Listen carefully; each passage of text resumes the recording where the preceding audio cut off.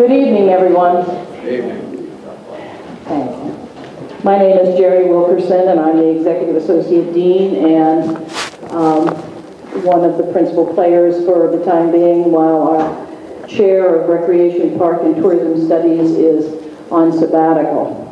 And so this evening, I want to welcome all of you to this wonderful lecture. And in doing so, I'd like to talk with you a little bit about the individual that this lecture is named for, Reynold Carlson. And they called him Ray, but it was R-E-Y. And he was here for 25 years at IU. Before he came to IU, he had worked as a park ranger in Yosemite, and he was a naturalist. Then he moved to the National Recreation Association, and he was there for a number of years. Then he came to IU in 1942 and became a professor in the Department of Recreation and Park Administration, was the name. An interesting man and a very dedicated outdoor education individual. He, in the early 1950s, he went out to look at a 2,300-acre piece of property that had been donated to IU by the Bradford brothers. He walked the grounds, he looked it over, and he came to the conclusion that that property could be used and could be very vital to the education of the students at Indiana University. So he worked to convince the IU officials and the Riley Association to take that on. And today we know that as Bradford Woods. It was called Bradford Camp in the beginning. In addition to that, he had spent hundreds of hours planning that facility and planning the kinds of educational opportunities that they would have there. And he was, in 1981, when he turned 80 years old, they had a wonderful honorary type of celebration of his birthday, and they named an area of Bradford Woods after him. He retired in 1972, and when he retired in 1972, his colleagues, his friends, his former students, and many individuals decided that they would work with the Indiana University Foundation to create a lectureship in his name. So they endowed it. And so here we are. Due to this gentleman and his wonderful forethought.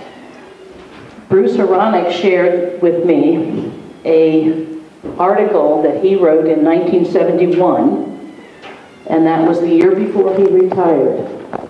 And he was a man way ahead of his time. He used terms like theoretical ecology. He talked about the fact that camping and outdoor experiences were critical, that teaching was not enough, knowledge wasn't enough, and that practice was not enough. But he believed very strongly in outdoor recreational education. So this evening I want to welcome all of you from both the department as well as the school, and I know you're going to enjoy this particular presentation. So at this time I will turn this over to Bruce Horonic.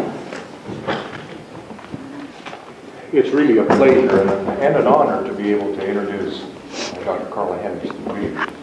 I'll give you a little of the background, and you'll find much of this in your program. Dr. Henderson is currently a professor in the Department of Parks, Recreation, and Tourism Management at North Carolina State University. She has been a faculty member at the University of North Carolina, Chapel Hill, University of Wisconsin, at Madison and Texas Women's University. Her PhD was completed at the University of Minnesota. She has given numerous presentations throughout North America, Europe, Asia, Australia. She publishes regularly in a variety of journals in the field and has authored and co-authored several books. She is currently co-editor of the Leisure Service Sciences. Dr. Henderson has contributed to the profession in a number of ways by serving as president of SPRE, president of HPER, Research Consortium, president of the Academy of Leisure Sciences, and on numerous state, national, and international boards and committees. She has been a recipient of the J.B. Nash Scholar Award, the Julian Smith Award, the NCRPS Special Citation, the ACA Honor Award, and SPRE Distinguished Colleague Award, and North Carolina Recreation Park Society Honor Award, and the NRPA Roosevelt Excellence in Research Award. When not working, Karla enjoys hiking in the Rocky Mountains, running, and playing her trumpet in North Carolina, and reading and writing wherever she goes. Dr. Henderson.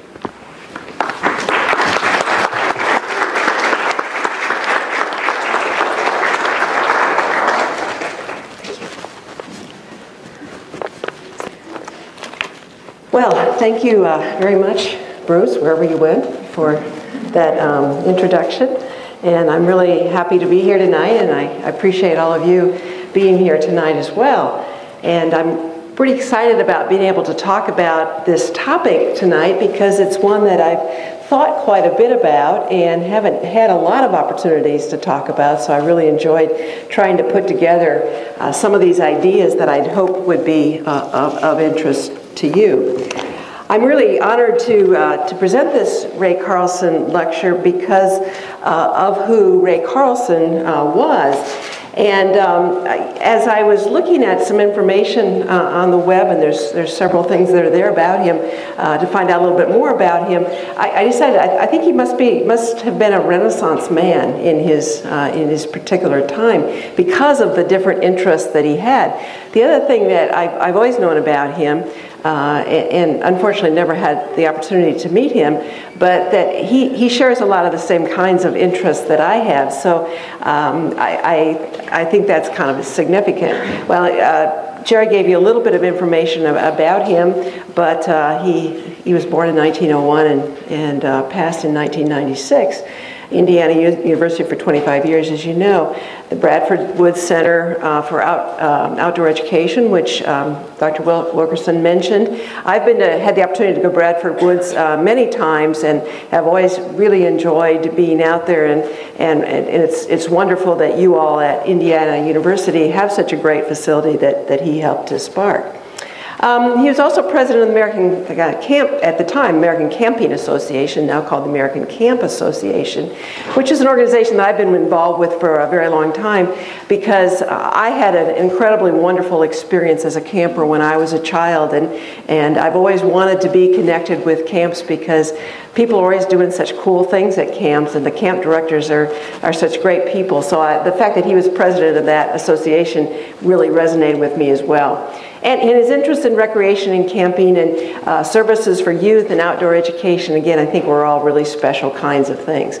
And you all probably know what this means, but he got Indiana's top award, which is the Sagamore of the Wabash Award. I have no idea what that means, but it sounds pretty impressive, so that's great. And the bottom line, I wish I had known him.